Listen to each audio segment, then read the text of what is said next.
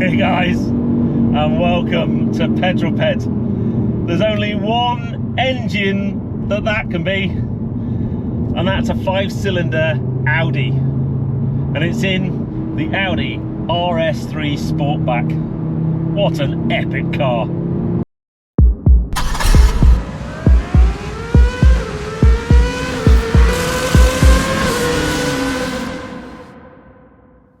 Let me just tell you a little bit of a story about the cars in our household, as it were. Because not that long ago, we owned 3 cars. I had my Mini Roadster, my Mini Clubman, and we also had an Audi S4. But as we came out of lockdown, we kind of looked at having 3 cars, owning 3 cars. We had 2 on finance and 1 owned outright. And we just didn't think that was sensible with the access I was getting to press cars. And then I started working with the Hendy Group and I got my Hendy Group long-termers. We just didn't need that many cars. So we moved the Audi on.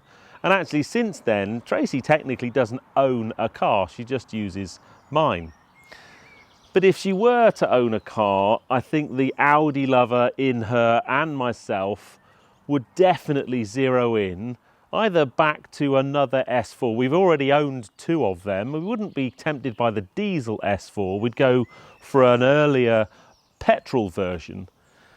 But the thing about the S4 is it's a relatively big car. That's why, although I love an RS6, I don't think I'd ever buy an RS6 because they're just too big for our needs and our lifestyle. But ever since we lost the Mini Clubman, the A3 platform, now whether that's an S3 or an RS3, has become more attractive and more on our radar.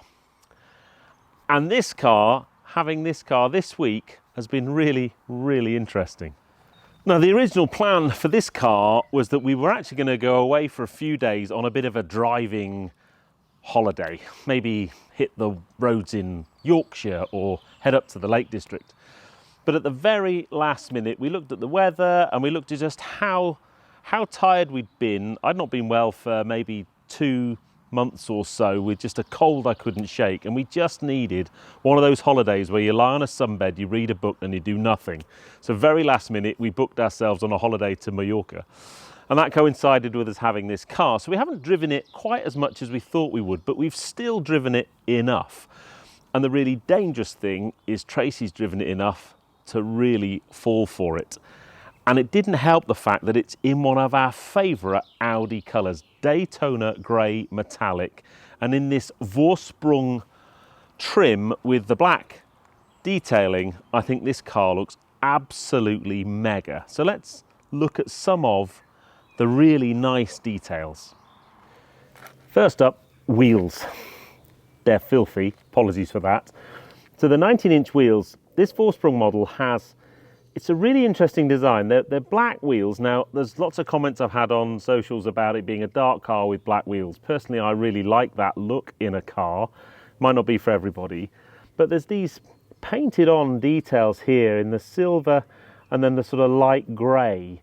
It's quite a nice or an interesting touch to the wheel design. I have 2 issues with it. The first issue is from a distance, it actually looks like the wheels have been curbed. And my second issue is, if you were unfortunate enough to curb the wheels, that's going to be an absolute nightmare to repair. So it's one of these things, it looks nice. I'm not so sure I would want to spec it.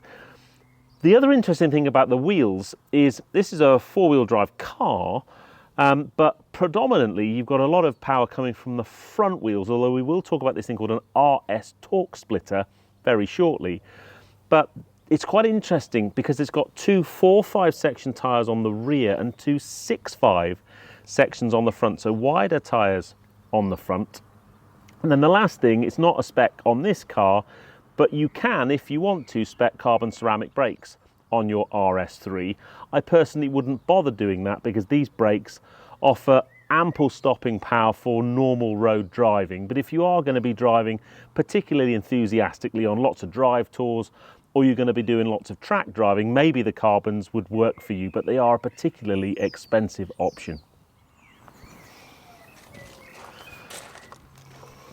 The next thing we absolutely have to talk about is this. Now, I mentioned earlier on in the film that I'd consider or quite like the S3. It's a fantastic car, and arguably that's the sensible option. It's around 300 horsepower, it's got loads of performance, it's much cheaper than this one, but it doesn't have a 5-cylinder engine. This engine is an absolute powerhouse, but the noise and its character is something that as we move to EV we are gonna miss. So while you can, buy one. You find it in this car, the TTRS, although that's not being made anymore. The RS Q3 had it. It's a phenomenal, phenomenal unit.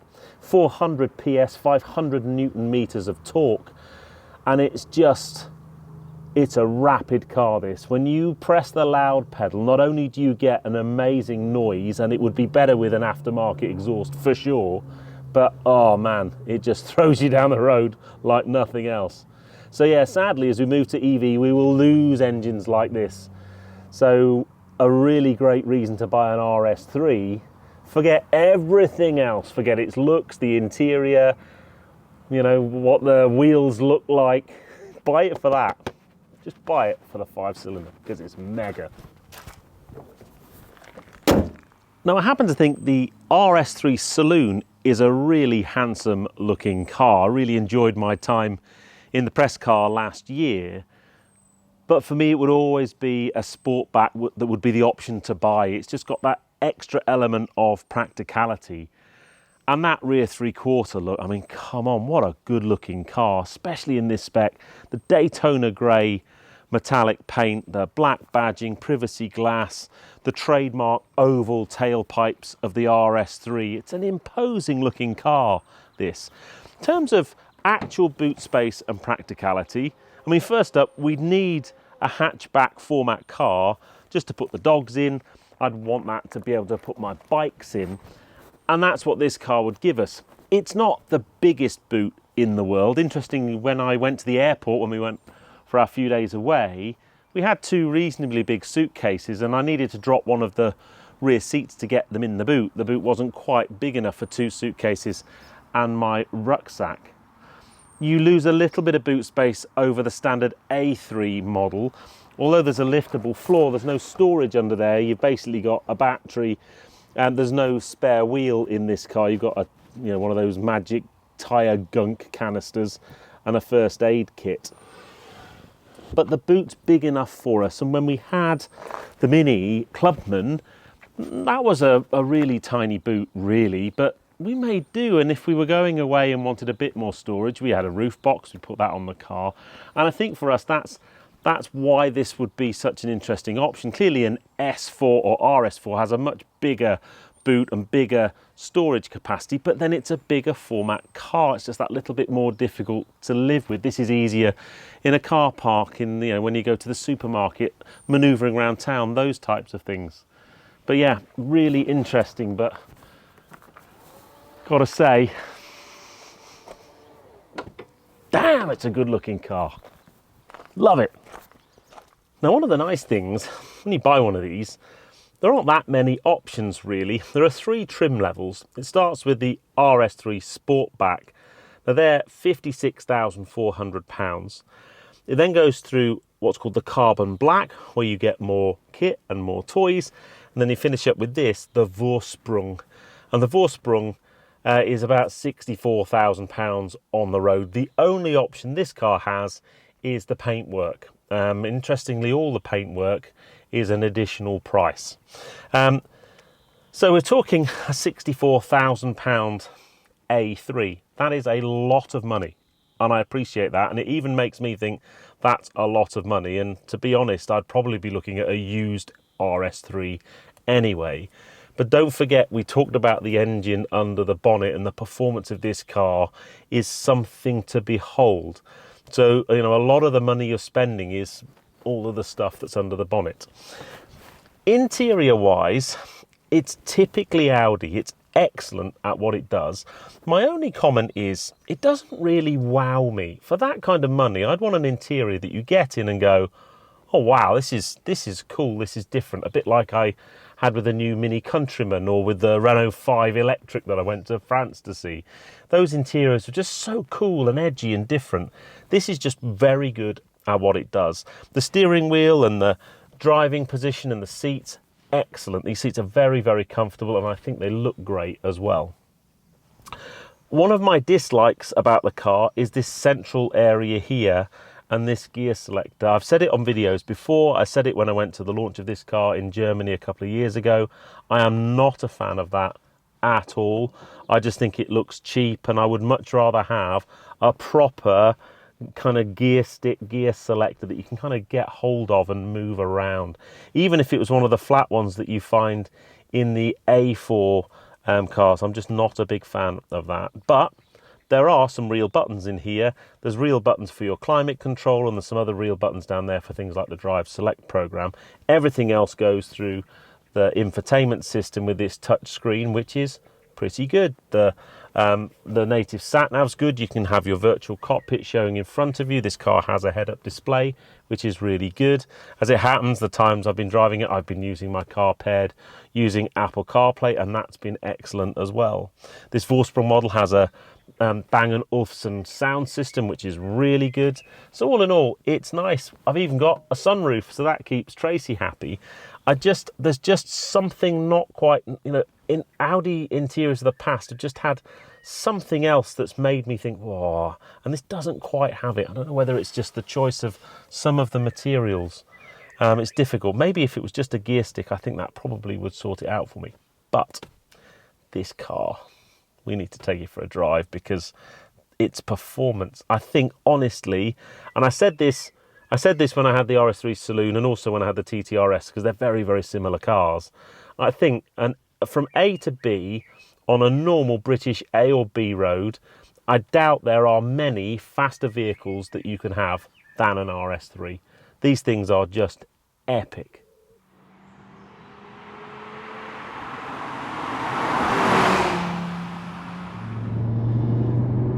One of the things I really love about the RS3 is, although you look on paper 400 horsepower, 0 to 60 in under 4 seconds, and you think this would be an intimidating car to drive, and it's really not.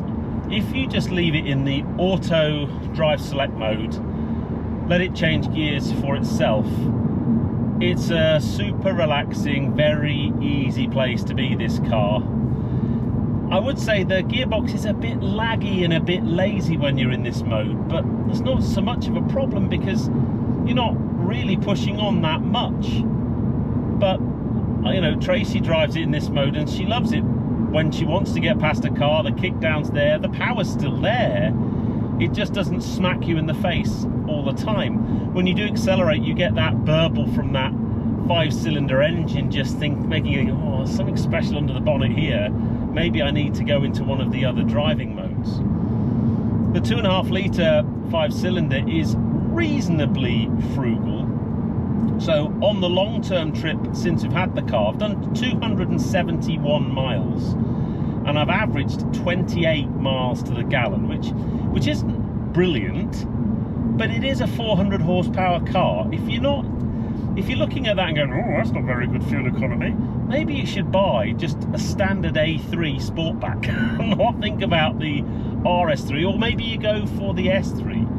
My gut feel is anyone who goes for an RS3 probably isn't that interested in how well it copes with sucking dinosaur juice. It's not too bad. But this car is all about what happens when you go up into some of the more sport-oriented modes. So you have Audi's Drive Select program. There's a number of ways you can do that. You can go onto it through the touch screen. There's a little button here and you can go into that. So you've got efficiency, comfort, auto and dynamic. So they're the preset modes. But probably the most likely thing you're going to do is you're going to use this little RS button on the steering wheel and pre-configure an individual setting. So you can go into the individual modes, you can select throttle response and engine sound, you can say whether you want the comfort to be in a softer, more comfort oriented setting, and you can set your own mode. Or you can go into RS Performance where everything's turned up to the max. I've set an individual setting which pretty much has everything turned up to the max, apart from the suspension, which I've left in comfort. And it deals with the British road surfaces really well. It's got 19-inch wheels with very low profile tyres, so you know, if you do hit a nasty pothole or a nasty imperfection, it's not great, but on the whole it deals with bumps pretty well. But let's go and find a nice bit of road, stick it in RS individual and give it a bit of yahoo.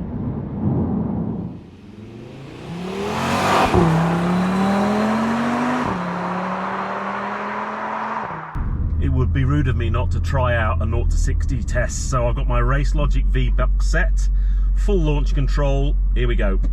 3, 2, 1, go.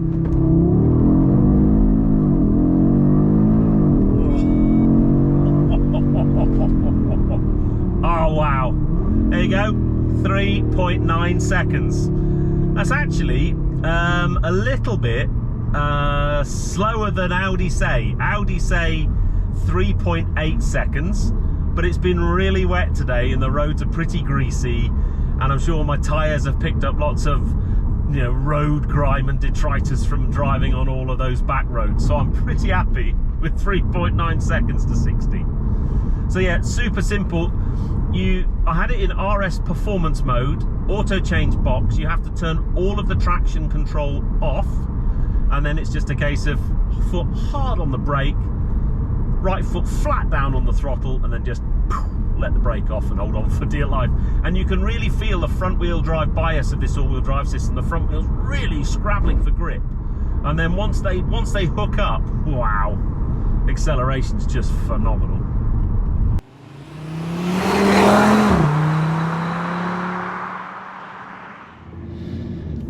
Now, before you have fun, there's a few things you need to do. Firstly, I'm going to press the RS button. That will change the drive mode. It'll also put me in sport change on the gearbox.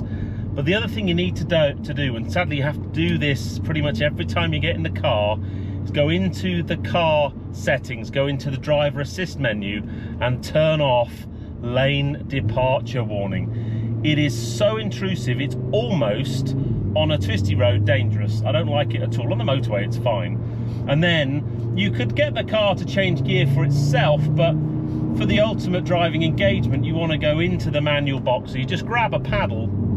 You don't have to move the stick over because there isn't one. Grab a paddle and you're then in manual change and it will stay in the gear that you select. And this 7-speed S-tronic box is pretty responsive, to be honest. Big puddle just there. It can be a tiny bit laggy on the way down, pretty good on the way up. A couple of times I've pulled, especially from second to third, and it's just been a bit delayed, and it ends up almost hitting the rev limiter and then changing gear for you. But third and fourth gear down a B road, you're going to be at the speed limit or beyond if you're not careful. It's such a rapid car, this. But let's talk about that RS differential, effectively a torque splitter on the rear axle that can balance the torque between the two rear wheels. And what that does, and I mentioned this when I went to drive this new, or the first iteration of this new RS3 out in Germany a couple of years ago, is it just makes you feel like the rear end of the car is rotating a little bit. It dials out some of that Audi Quattro understeer that you sometimes get. Although, as I've said many times in Audi videos, if you're understeering badly in an Audi on the public highway, you're probably driving too fast. But it just makes the car feel a little bit more dialed in. There is a drift mode in this car as well. You're not going to be using that on the highway, and I haven't had a chance to play with that on a motor circuit, so I can't tell you what that's like, to be honest. There's probably videos on YouTube of people giving it the Yahoo with it, but I haven't been able to play with that. But I bring lots of cars down this bit of tarmac because honestly in a few miles you can really understand whether a car's any good or not. And this is as fast a car as I've bought down here. I've got two fast cars at home at the moment, in the Lotus Emira and my Porsche Boxster, and this is faster than both of them down that road. It's just a sensational car. Down through the box, and unfortunately I think we're going to have traffic up here, which is really annoying. you almost get the feeling like the back wants to start to play a little bit. Just a bit of rotation, and it just makes it so un-Audi Quattro-like to drive. Now, I'll be honest, if you're after pure driving engagement and pure driver feel, this probably isn't the car for you. I almost feel this car is too competent for its own good. It's an amazing car to drive quickly down a road. But if you want just that finesse, that feel, I don't think you're going to get it from this car. You know, I get much more feel out of my Porsche, or way more feel out of that Lotus at home. But this car, by goodness me, especially in mixed or wet or winter conditions, these things are fantastic. They give you so much confidence to push on down a road in safety. I mean, don't get me wrong, this car will exceed the speed limit massively. It'll do nearly 180 miles an hour in Vorsprung trim in an A3, which is nuts. Oh look, he's going to go away. That's nice. So we just second, up into third. There you go. That's all you need. It's that quick, the turn of pace. What I would say is, if you are really on it, I think manual change is the best for you. I think the sport change box is pretty good. It tends to hold on to the gears quite a lot.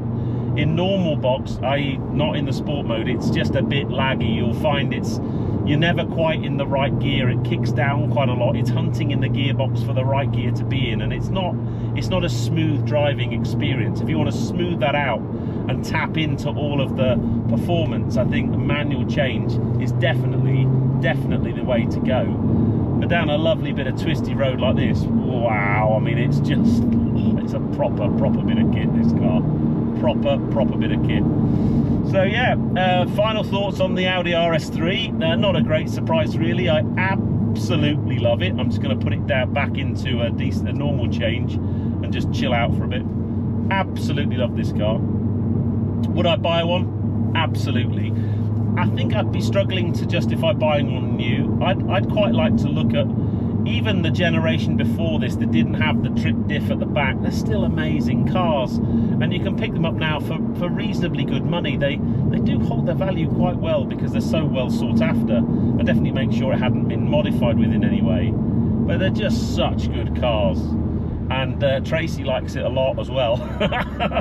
So please let me know in the comments below what you guys think of the Audi RS3. Would you go, here's a question for you, Sportback or Saloon? And then would you be tempted by the RS3, or would you just be happy with the performance of a standard S3? Yes, it's 100 less horsepower, but it's a good 10 grand cheaper, and it's not much less of a car.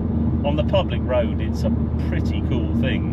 Unfortunately though, it doesn't have that 5-cylinder engine. Let's just knock it down a few cogs.